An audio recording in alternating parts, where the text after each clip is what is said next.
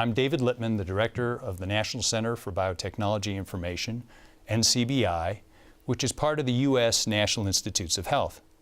Our center builds databases and information resources which are accessed by millions of users every day, healthcare professionals, researchers, students, teachers, and the general public. They are downloading tremendous amounts of data every day, on the order of almost 30 terabytes every day. I want to thank you for the opportunity to speak to you about the Global Microbial Identifier project, along with my colleagues.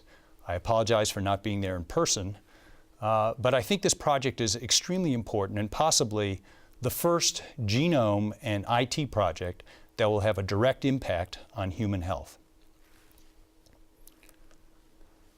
In the 1800s, Dr. John Snow, in studying a cholera outbreak in London, placed on a map the locations of the cholera deaths and noted a pattern. There was local clustering around a particular water pump.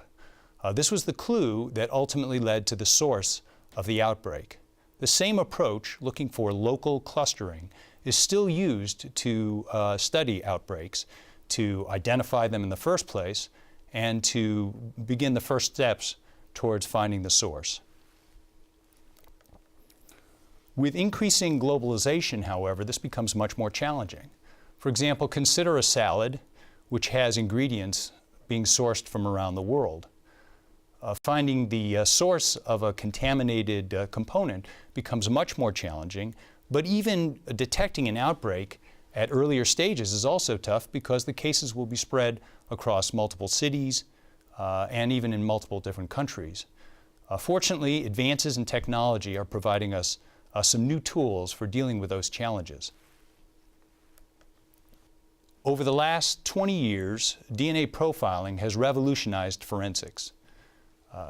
DNA fingerprint can be generated and extracted from a drop of blood or hairs found at the scene of a crime and directly and uniquely connect a suspect with the scene of the crime. These methods work by identifying on the order of a dozen short regions of the human genome which are highly variable in the population. Taken together, those dozen or so markers form a unique DNA fingerprint that would only be shared by identical twins. Such methods, however, are more limited for bacterial pathogens because we have so many more of them. They're evolving very rapidly. And for any given strain, say Salmonella, we'll have new strains evolving all the time. Instead of sequencing individual short specific markers, we can now consider sequencing the entire pathogen genome and use that as our fingerprint. That would now be a completely general tool for identifying the common source of different cases of, for example, Salmonella. Let's look at an example. Suppose a patient goes to the emergency room. They're diagnosed with Salmonella.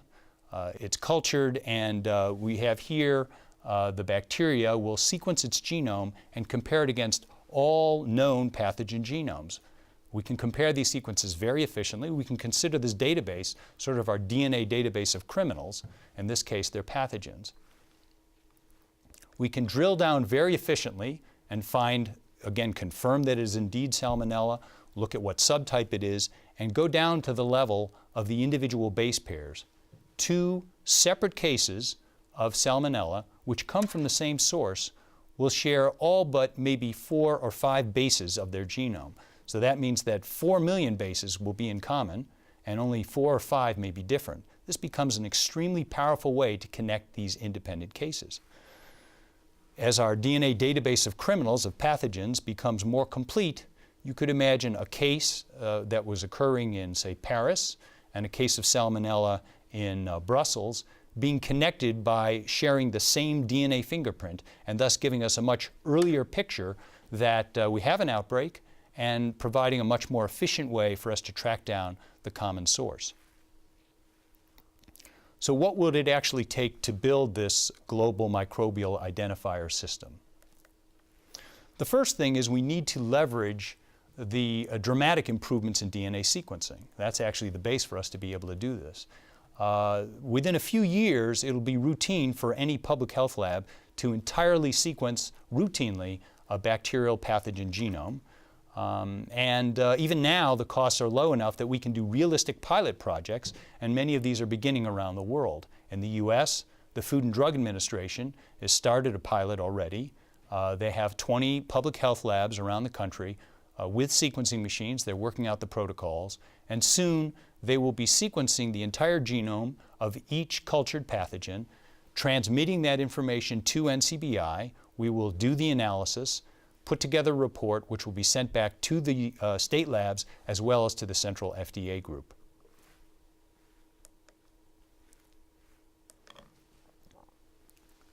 Now, if you're imagining this scaled up, we would have many tens of thousands of pathogen genomes being sequenced in an ongoing basis.